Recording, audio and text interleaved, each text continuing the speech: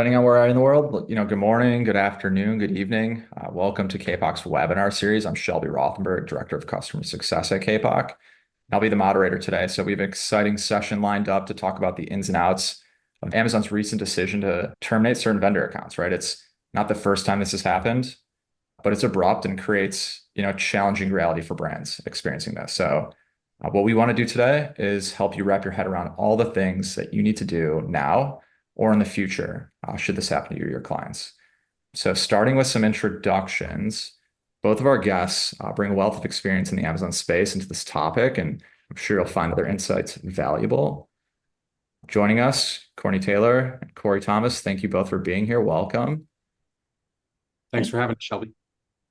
Of course. And starting with you, Courtney. So we'd love a quick intro and background on your role and experience in ways within the confines of vendor transitions. Absolutely. Today, I am the Director of Product Development for Kapoq. Prior to joining this team, I was the Director of Brand Management for a full-service Amazon agency who worked with Seller Central and Vendor Central clients alike, some of which decided to do the transition from 1P to 3P on their own. I have a lot of experience on that side of things and sort of managing that transition, and then brought that insight over into the software side of things today. Well, we've got a good asset here today. Corey, can you give us a little intro and tell us about AMZ Atlas? Sure. Thanks, Shelby, and for Kapoq hosting the meeting and inviting us to be here. My name's Corey Thomas. I'm the co-founder and CEO of AMZ Atlas. I've been in the Amazon space for over 10 years and started AMZ Atlas 4.5 years ago to help brands on the 1P side, the 3P side, and then for those few that need it, if they need a stopping ground with a partner that can play, call it a 2P role or an exclusive reseller, we'll step in and offer that solution as well. But at the end of the day, I've got a team of people all across the US focused on supporting brands and their overall go-to-market strategy on Amazon. That, as we'll talk about today, varies tremendously by what a brand needs. At the end of the day, in our world, it's a lot of ASINs, product dimensions, wholesale prices, and minimum advertising pricing policies. And we work with about 30 different brands and companies all across the country. Thanks, Corey. Yeah, you guys have great coverage, and you're also experiencing this with a lot of your clients. So why don't we dive right into just a little bit of background about Kapoq for those who are unfamiliar. So Kapoq is an end-to-end operational software solution that supports multi-brand management on Amazon for sellers and vendors. Everything from advertising management to inventory demand planning and forecasting to content audits and monitoring of changes. We have customer experience solutions and capabilities for accounting to view a full P&L. And really all of these elements are interconnected. So everything's communicating with one another and really supporting the end-to-end one-stop shop solution in one stack. For guidance and insight into who we work with enterprise brands, small and medium-sized businesses, as well as agencies and brand builders across marketplaces globally. So our software is maybe a place for brands who are experiencing this today to help get support from. Enough about us. We'll get started, but if you're interested in learning more, you can always find us at kapoq.com or reach out. On to the topic for today. So starting with the basic introduction and overview of the problem. Corey, when did the terminations start? So we started seeing some really quiet chatter in August. So we got a couple screenshots here of actual emails that vendors received. The one that's in the middle came over to vendors pretty quietly, not very many from what we understand, in the middle of August. The one that got a lot more notice because it reached a wider audience and more vendors were affected was what you see on the left panel there, where it says the effective date of the termination is November 9th. 60 days before that, or about 8 weeks, there was a September 9th was when that email went around. So September 9th is when the blogosphere, LinkedIn, everybody started to talk about, communicate, and show that this was concerning. And so to answer your question, Shelby, these notifications started quietly in August, grew and got louder in September, and then we've actually seen it continue with vendors in Europe receiving notifications since November 9th, and it is resembling some form of a rolling level of notifications that we don't know when it will end. If it has ended, it does appear to continue from our perspective.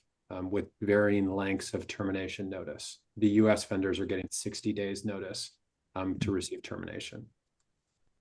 Short window of time to adjust. Yeah. You've been selling to Amazon for 10 years and we're done with you in 60 days. So that's about the message. What, if you had an idea of like ballpark, like how many vendors do you think have been terminated or have received this notice?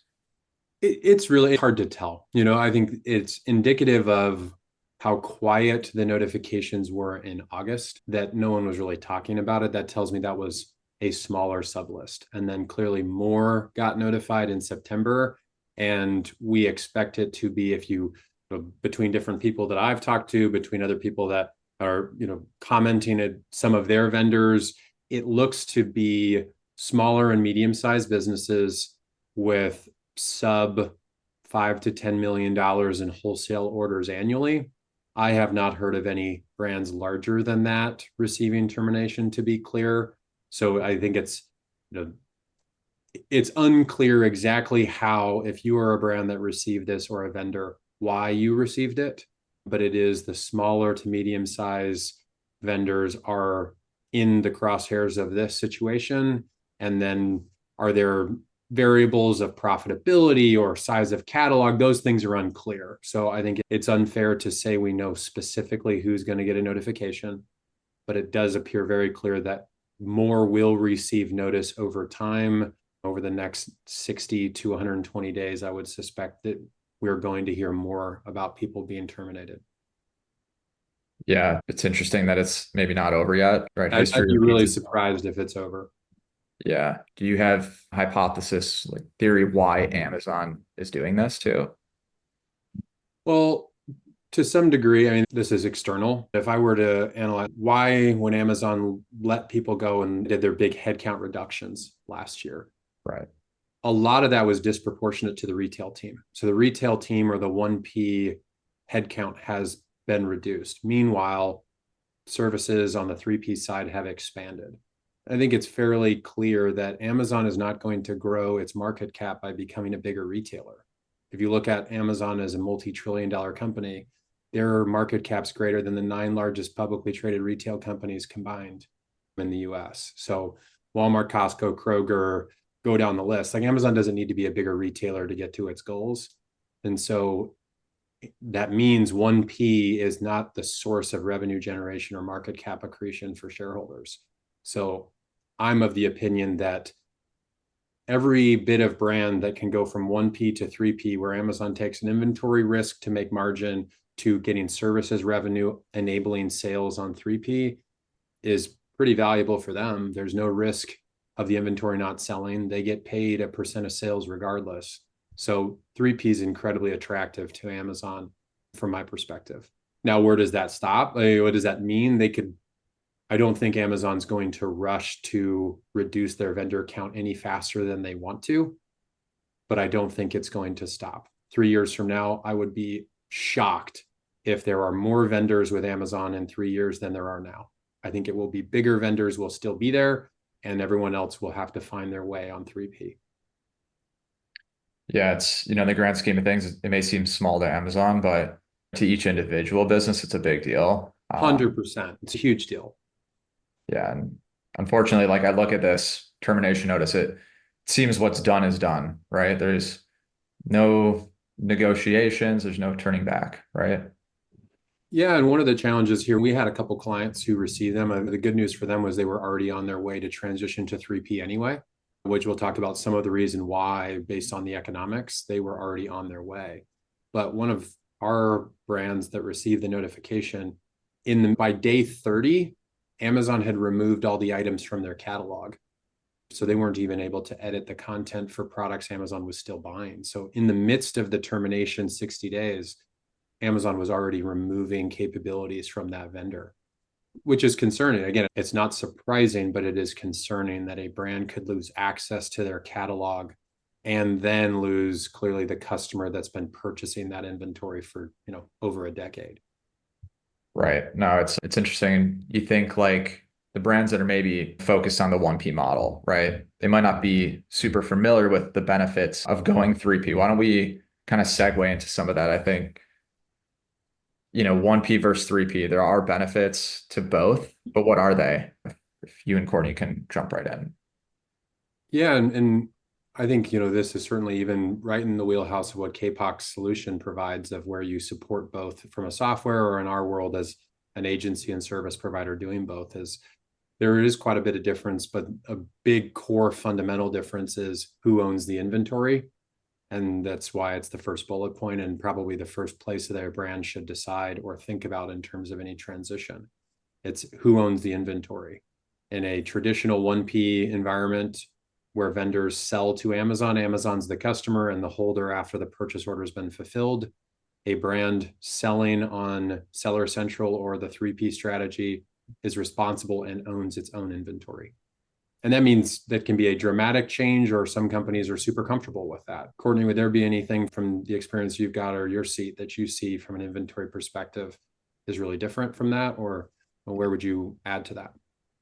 Yeah, I mean, I think that is sort of the main piece, right? That everyone should be considering when they're talking about the two. Another thing is that, it's not just about owning your inventory, it's that you are now responsible for things such as forecasting. Amazon is no longer sending you, hey, we want X amount of units every week. You now have to determine what that looks like, and that has, implications all the way back to your manufacturing processes.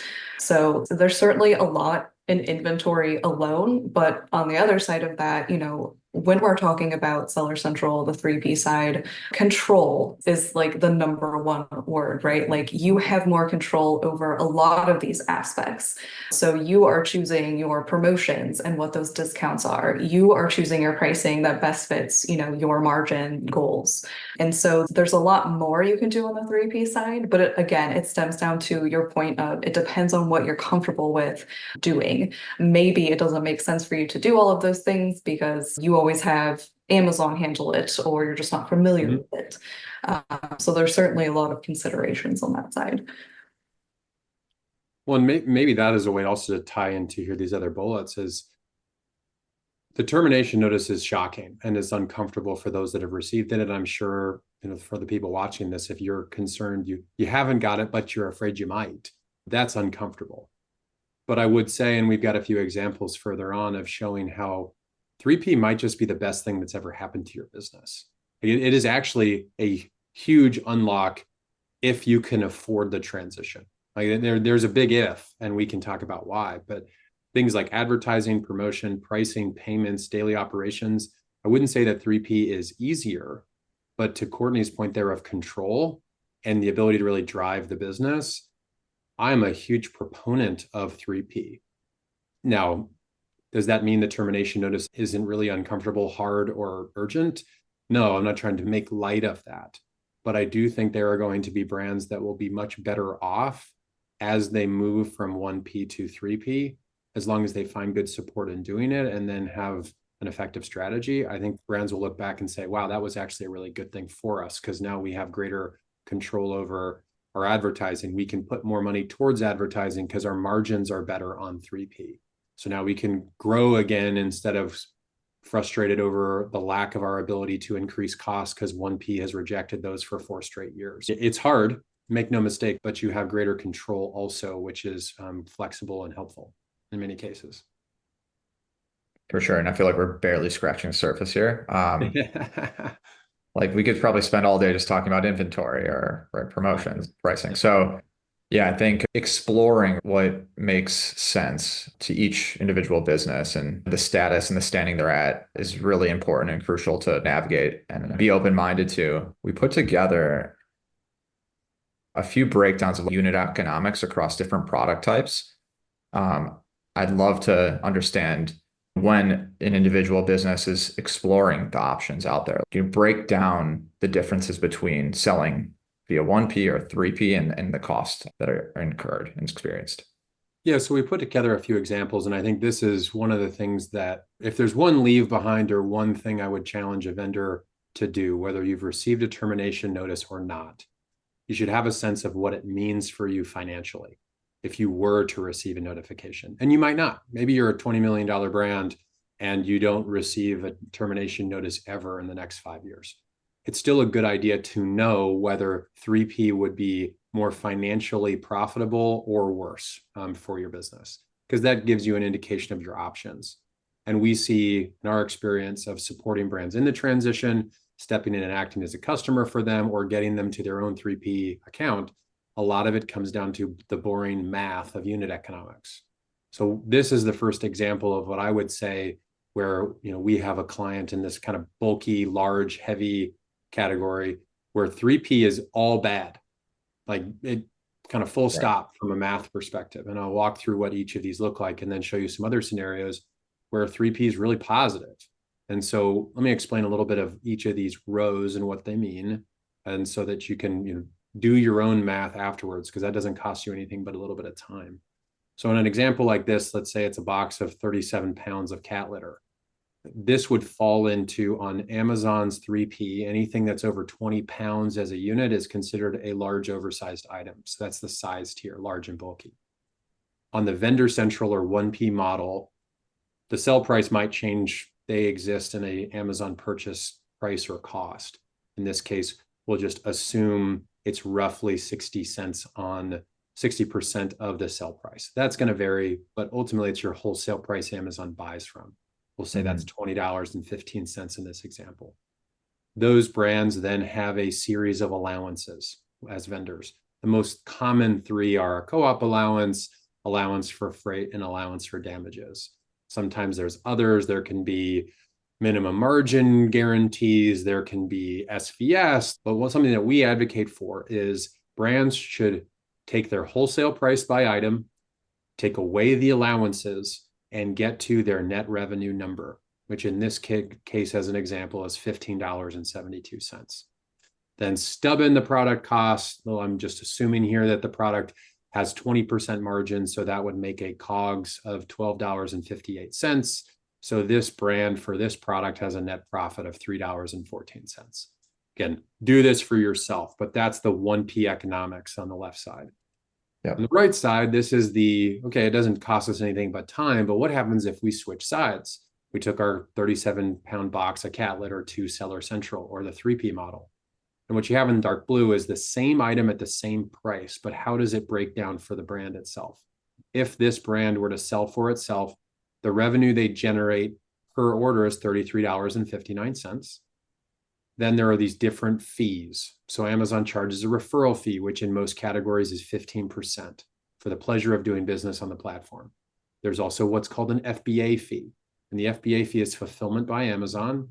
And we always recommend using it because then it's like for the customer's experience. Because you can do whatever you want with fulfillment on 3P. You could start fulfilling it yourself.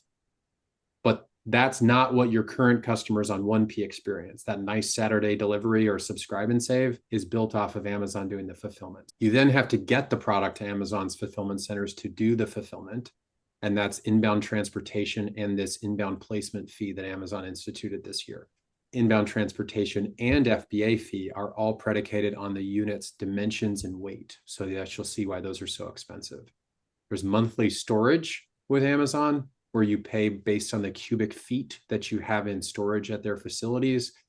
There's a rate between quarters 1 through 3, and then in the fourth quarter, based on size tier, it gets more expensive. Then you also need to account for some sense of returns and lost goods. Customer makes a return because you sold it to them through Prime fulfillment, and it's no longer in sellable condition when Amazon receives that return. You're basically losing those goods, or it's a full loss. So in this case, we tried to match, allowance for damages at 2% with, in this case, a returns of 2% loss. In this case, because of an FBA fee, that's $24, the net revenue on this same product sold at the same price is actually losing money, even before considering the cost of the goods. So the net profit on this product is losing $18.75. This is an example of, if you're a brand selling a heavy, bulky, and cheap item, 1P is kind of your only option. And if you haven't received a termination notice, but this is your reality, you should know that, because maintaining your vendor relationship is probably the most important thing you can do for the Amazon channel. 3P is not a backup in this scenario. Shelby, before we look at the others, or Courtney, anything that you would add as we explain those fees and why both net revenue and then net profit are important to do side by side? I would say this is probably the number one thing you should be doing when you're considering the transition, because to your point, what makes sense in Vendor Central might not make sense in Seller Central, or it might be better. So before you start planning how you're going to create your account, or if you're going to use a reseller, or what does your inventory need to look like, what offers are you going to have in there, this is where you want to start, because none of that really makes any sense if the margin just isn't there for your product. Yeah, hard to operate outside of vendor here. The shipping costs alone would be more than the goods themselves. Good example, but I feel like we have some brighter, more optimistic models. Let's jump right in. And I appreciate the questions coming in. Thank you guys for sending them. We do have an open chat, so we'll do our best to address most of these at the end. Corey, you want to give us another highlight look into what we have here? Yeah, so the good news is Amazon's entire business isn't full of heavy 37-pound bags of dirt. It plays out very differently. So here you've got, call it a daily multivitamin, that sells for $35. The same math applies of what are you selling the product to Amazon on the 1P side? What are your allowances across co-op, freight, damages? Maybe you've got the SVS service or AVS, whatever they're calling it in your agreements. And you again get to net revenue. Everyone on this call and every vendor should know what their net revenue is by item, or at least for your top revenue generating SKUs. This is an example using the same principles as when you switch it over to 3P. It's a lot more lucrative. It's crazy. For an executive leading a brand, if you went to the owner or the CEO and you said, hey, I've got this great idea. We're going to keep our products on Amazon. We're going to switch model, and we're going to go from making $10 a unit to making $16 a unit. We're going to increase our profit per unit sold on our best seller by 60%. I don't think they'd believe you, but the math proves it out. It can be incredibly powerful. And this isn't even talking yet about how 3P provides greater analysis and insight than 1P does. We can talk about that if we get to it. But the math in this case makes 3P very compelling, which gets back to what I was saying earlier, is 3P might be the best thing that's ever happened to a brand that received a termination notice. Get to 3P in this scenario, $34.95. The referral fee is still 15% in this category. It's most of the time always is. But the variable costs that are based on weight and dimensions, instead of $24 like they were for a big bag of dirt, it's super inexpensive and very efficient. So you have a fulfillment fee that's less than $4. You got low cost of inbound transportation to Amazon's facilities, even bumping up the returns. You still end up with net revenue that is greater on Seller Central than it is on Vendor Central. And that's really powerful for, do you then put this additional profit to more aggressive advertising? There's a lot in there, but keep in mind that when you run the math, many brands will actually see a more profitable business on 3P, which shouldn't be shocking because you're taking on the responsibility of inventory ownership. Like that, if you own the inventory as the brand selling on 3P, you should make more money. Now, again, sometimes the math doesn't prove that out in the example of a heavy bag of cat litter. But in this case, this is not at all surprising, as there's more money to make when you sell for yourself. Courtney or Shelby, anything that you would add there? I mean, whatever the opposite of ignorance is bliss is, like, you should be looking at this, and maybe you're a brand manager, maybe they would applaud your leadership, whatever, that the organization would be healthier and scaling and be more profitable as an Amazon business. Maybe it's just obvious you're not actually calculating these things on your own to explore what else might exist, and it's a good example to just give us a snapshot of what could be true. And just piggybacking off of that, I mean, we heard it a lot when we were talking to our 1P vendors on the agency side, where there were frustrations because their margins were so thin and they really couldn't do much to increase those because Amazon wants the best possible price. For a lot of them, it was just presenting them with this kind of data to say, hey, if you're concerned about your margin and you feel like you're not getting anywhere on the 1P side, let's talk about this option because the numbers are so much better. So if you can take on owning your own inventory or work with a partner who can do it for you, look how much better a position you would be in. And you get to go back to your C-level executives and be like, look how much more margin we're going to get on this end. And it just makes sense for your business. Yeah, and this ties into one, I see a question that came in, maybe we can tie in here as well from one of the attendees is, what do we do with this type of information? So a couple things. If you're someone on this call who hasn't received a termination notice, do this math on your best-selling items so you can sleep easy knowing whether 3P is an option for you financially. In the prior example, 3P is really not an option. So if you haven't received that notice, but 3P is not an option, you should operate in your day-to-day with Amazon knowing that's the only choice you have is 1P. But if you're a brand where you have choices, okay, well then let's proactively build a plan in the event that you do receive a termination notice. We could own the inventory ourselves and actually be making more money. But what we have found in the work we do at AMZ Atlas with clients, and I'm sure, Courtney, you experience the same thing, is a lot of brands, especially the financial portions of their business, are very uncomfortable considering that they would own their own inventory in fulfillment centers that they don't control. So when a brand sells to Amazon, that purchase order from a financial perspective is considered accounts receivable.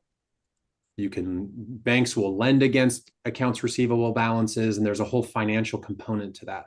We'll hear a lot of times where someone will say, we're a manufacturer, we sell to retailers, and that's why 1P has been so comfortable.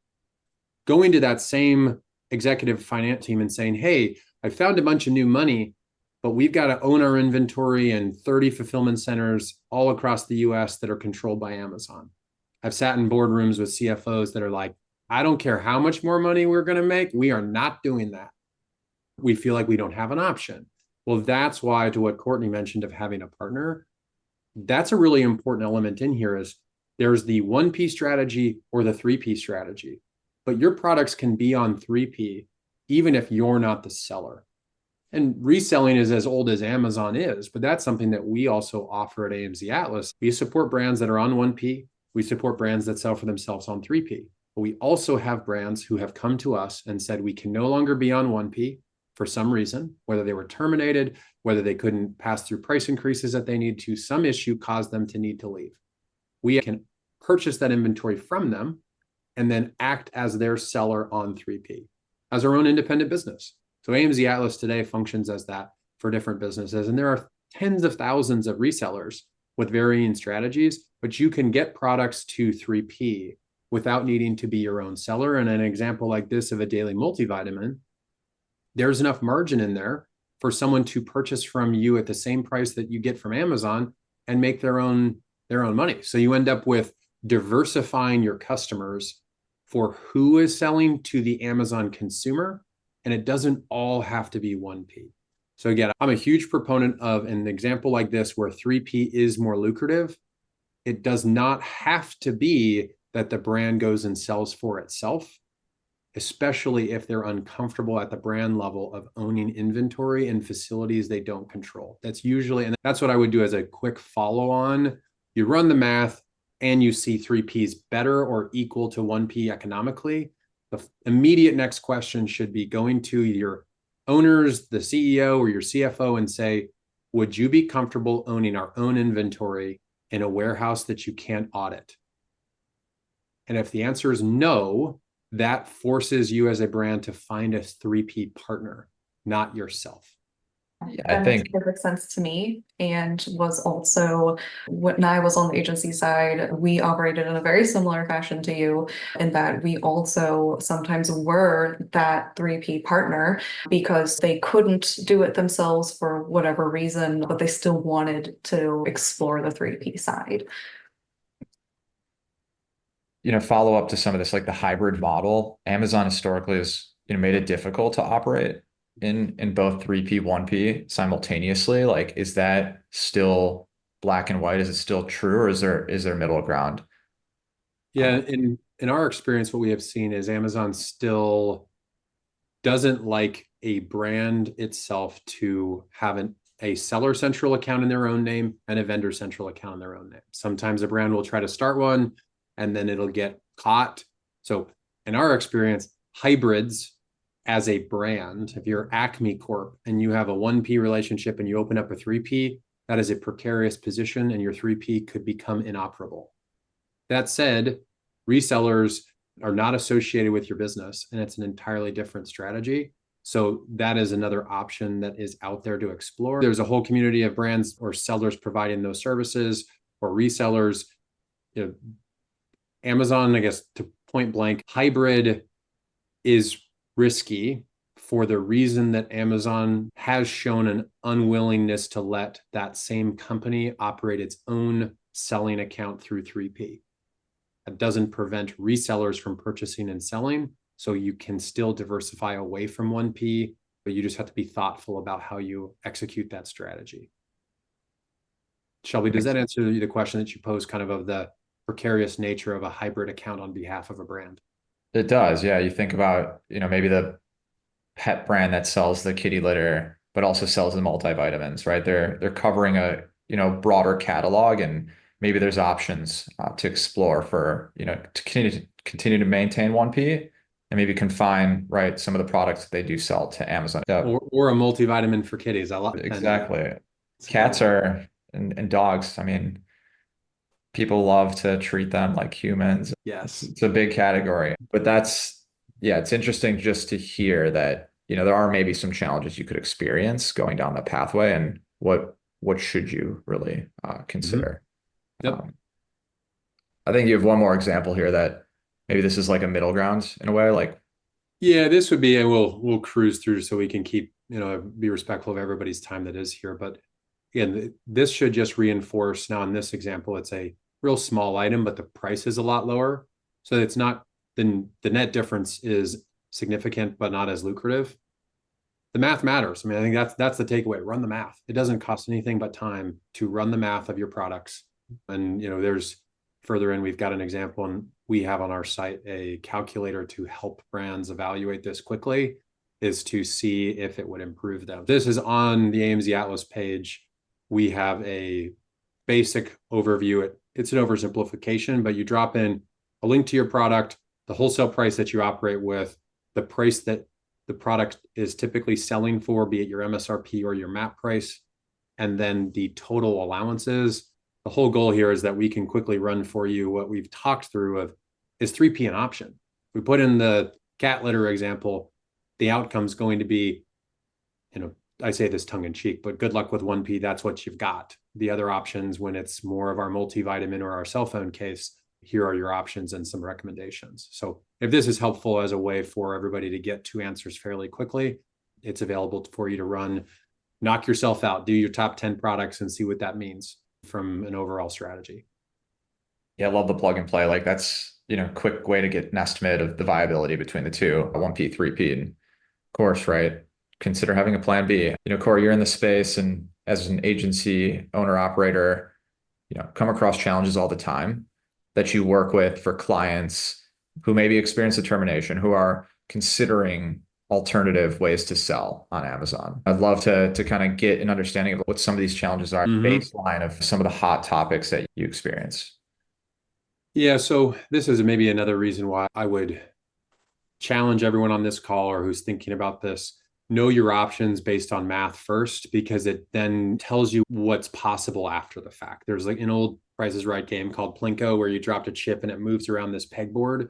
That's what I would want every brand to know, so they know what's available to them. If you run the math and it tells you all I've got on my plate is 1P, you can ignore all the noise about getting to 3P and all the strategies and focus on this is all I got.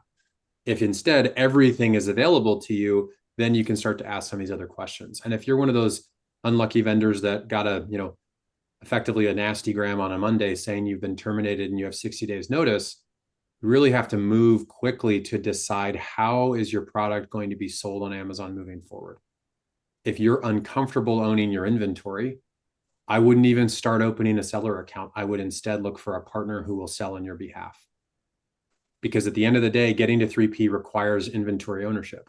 So do your math, and then ask your executive team or your finance team, would we own inventory in a facility that we can't control? And if that is a hard no, then don't even bother setting up an account. Instead, look for a partner, AMZ Atlas or others that are out there. But if you are comfortable owning your inventory and you run a multivitamin, you're like, wow, I'd take another $6 of profit all day. Account setup takes time, especially right now, this time of year where Amazon's very skeptical of every new seller because bad behavior happens right before the holidays every year.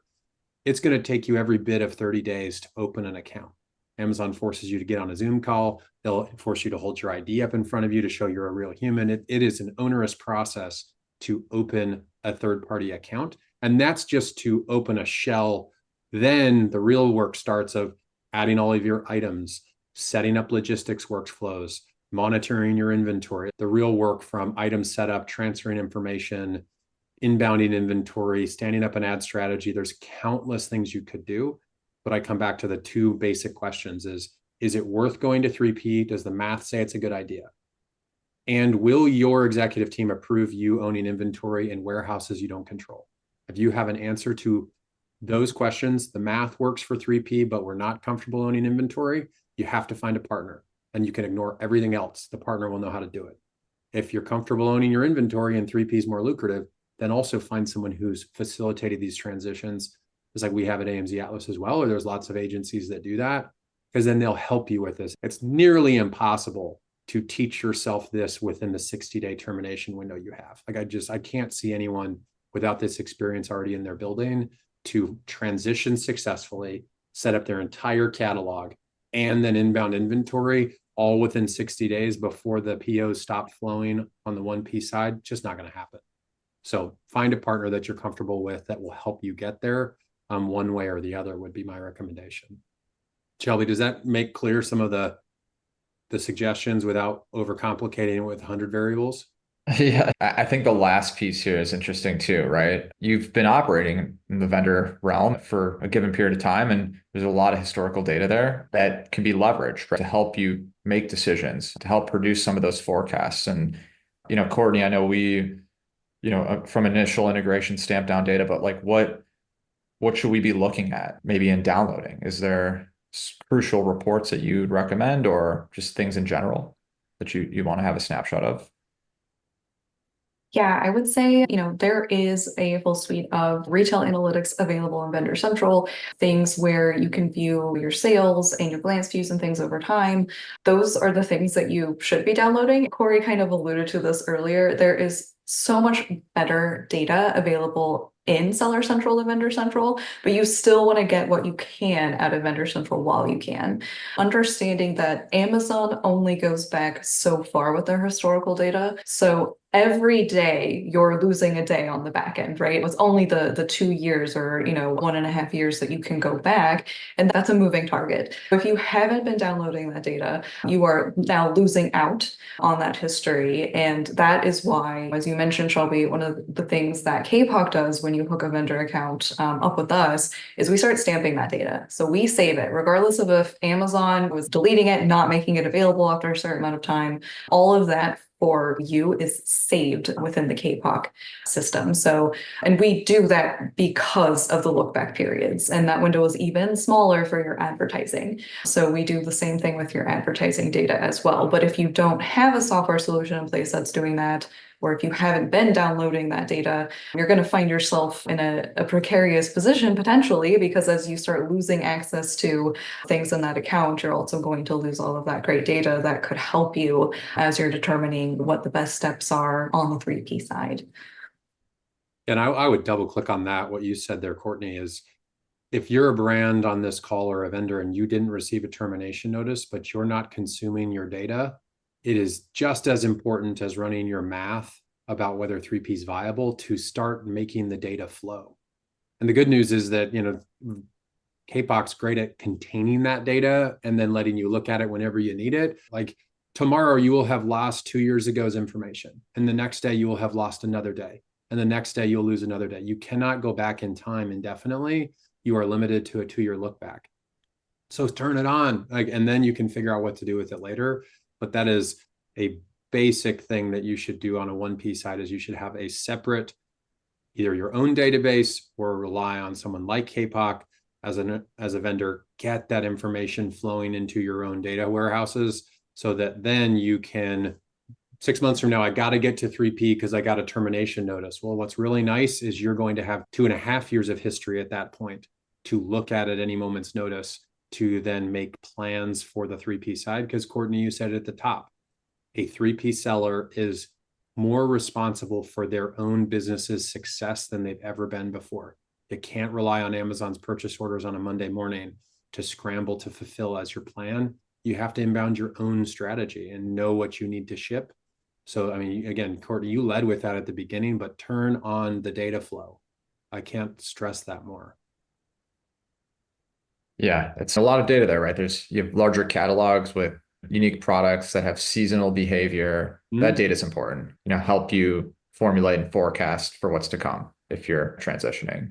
Well, never mind. It's been kind of a crazy couple of years of anomalies and seasonality and different consumer behavior. Again, you only get to look back to if you turn it on today, but at least you'll have years from that point forward. For those brands that have been collecting information all this time, they can look back. How do we do in 2019 or how do we do in 2021? At least start the data flow now. I think, we could kind of wrap this up and I'll bring it together with some takeaways, right? Knowing whether 1P or 3P offers better unit economics is, critical, and Corey and Courtney, you both alluded to this, right? Starting the transition maybe starts there, but make these, points internally and figure out what the steps are. If it means, right, having a sit down meeting and discussing options for warehousing partnerships, right? Great. And, figure out whether owning your own inventory is an option. I would just reinforce, turn the data on so you've got it. Right. Run the math. All that's preparation. It is never going to hurt you to know your business, the math behind it, and your optionality, and then have lots of data to reference. And then check with the senior leadership team at your company of whether or not, if we had to go to 3P, would that be ourselves or would we need to use a partner because we don't want to own the inventory outside of our own building? Those are 3 anchor decisions that you should just have them in your back pocket. You will not regret knowing your stance on those things, so that then if you were to get a notification, you'd go into action, not have to rush to make decisions, make them with a clear head with lots of time on your side. For sure. As we get close to the end of the top of the hour, happy to open things up for Q&A. There have been a few questions that have come in, so let's maybe start to field some of these. Thank you for joining. If there are additional questions that you have, just pop them into the chat or into the Q&A section and we'll get some addressed. And actually, I missed one quick thing at the poll. Why don't we add that into just to get that going? But in the case of what, feel free to fill out the poll. In the case of what questions have already come into the threads, I think we kind of covered some of this, but it's worth maybe touching on just to emphasize, say a brand hasn't received POs in over a month, but didn't receive a termination yet. Do you think they're on the chopping block? Like, should they be worried? So not a little bit of it, I guess, would be referencing if that's abnormal. If you're used to getting weekly purchase orders and you've got it for years and years, every week, straight, that's concerning. What we have seen is that Amazon there's not a big badge at the top of the 1P account that says you've been terminated, and then you take action on it. It actually, in some cases, we've seen that the only notification went to a person with customer service notification preferences set up. And it was like an ex-employee at one of our clients got it. It was was not nearly as prominent as it should be. So something that we can, circulate afterwards, basically like termination of business relationship is in the subject line of this. And you could put that down, Shelby, if you want in the chat. But if you haven't got POs for weeks now, go to anyone with access and have them search their inbox with the subject line termination of business relationship. You may have been terminated and you just didn't see the email because, again, it's not this big badge that's on the 1P page that says you've been terminated. It's actually an email. So I guess, again, that's concerning when someone's gone weeks without receiving it.